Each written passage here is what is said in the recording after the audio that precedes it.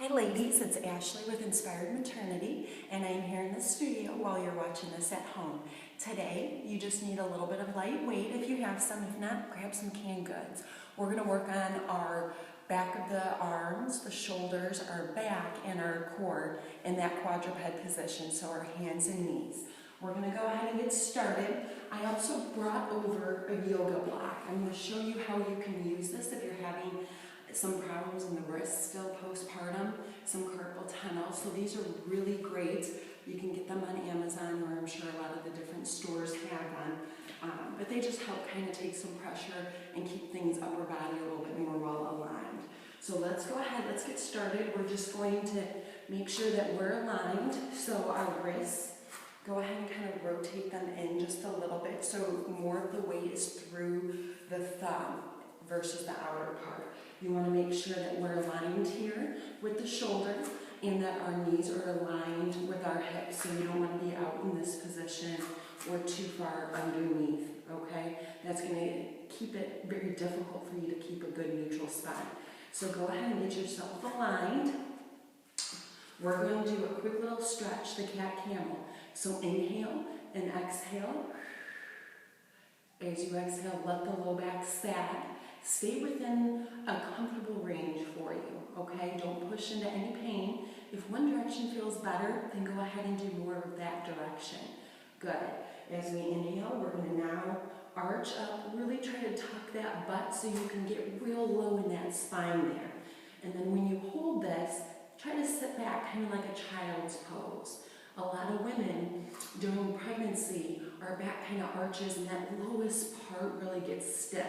So it's a great stretch to actually round up and hold that as you go into that child's position, okay? So go ahead, find your neutral spine. All right, bring your knees a little closer together. I'm going to move up here.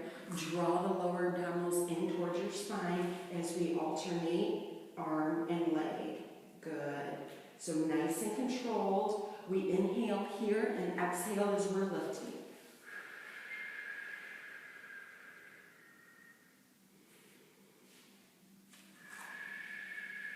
So again, you're only extending without letting that low back arch. So it's not like this, okay? We want to keep our neutral spine.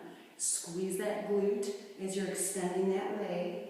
And like always, keep your head down so you can concentrate on your balance and not strain your neck. Good. Inhale as we come back down. Exhale. Make sure your front hip bones stay facing the floor. We don't want to open up that hip and rotate. Relax as we come back together and exhale. One more.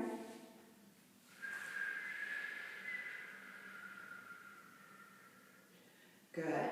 Now, let's go ahead and take a quick stretch if you want. We're going to grab our weights, and so the block you can use to come down here on your forearm, or you can kind of hold the side of it in this position with the arm that you're not moving. So whatever feels best for you. If you don't have a block, don't worry about it. Then you just kind of rotate in. We're going to start with rowing.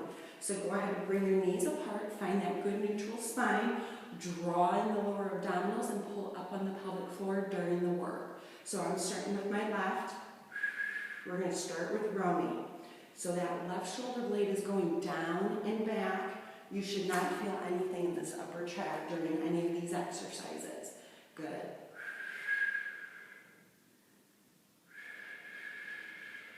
We're going to stay on this arm for 8, and we're going to go through 4 exercises, each with 8 counts.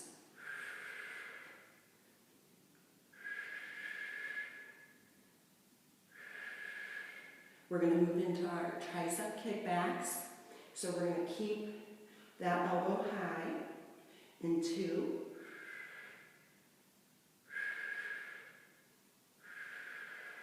So as we're kicking back is when we're exhaling now and pulling up on the pelvic floor and drawing in the lower abdominals. Good. 4 more. We're going to go into the shoulder extensions after this.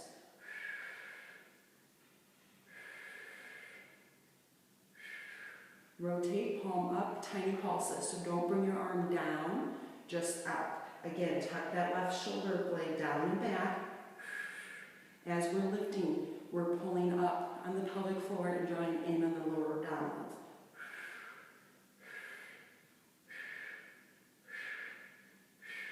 We have 1 more. We're going out, pinch that shoulder blade down and back. We should not feel anything. As we're lifting, that's when we exhale.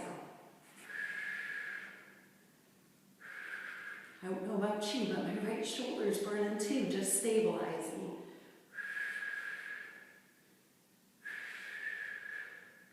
Three more.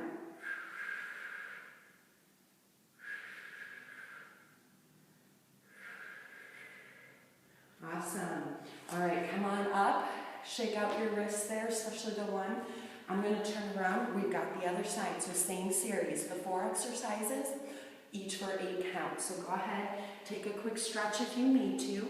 So whether this feels good, or for me this feels awesome, stretching out that low back. Then we're going to come forward. We're going to find that neutral position. We're starting with rows. Everything's aligned. As we're rowing, we're pulling up on the lower abdominals and up on the pelvic floor. Now the right shoulder blade is going down and back. We're keeping a good neutral spine.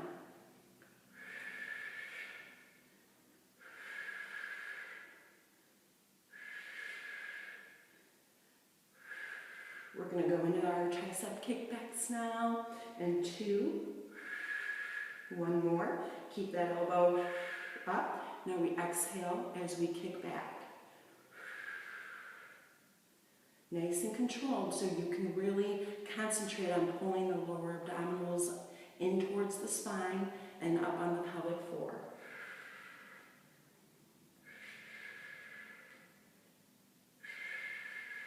We're going to rotate so the palms facing up and we have our shoulder extensions. In 2, 1. Tiny little pulses.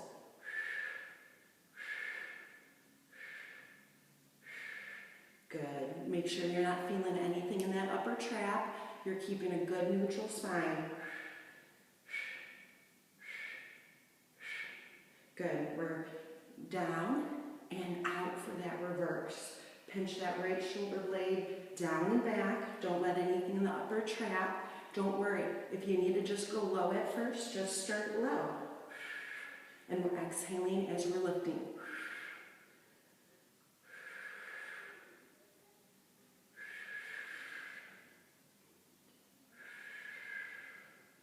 Good. 2 more. Good. Set your weight down. Go ahead. Bring your neck down and kind of give that a stretch. Good. And kind of let your back sag. Like I said, if one direction feels better than the other, then you go with what feels best for your body. Listen to your body. Don't push into any pain. All right. If you need a little bit more, go ahead. Just hit stop and replay and go through everything again. We'll see you in the next video, ladies.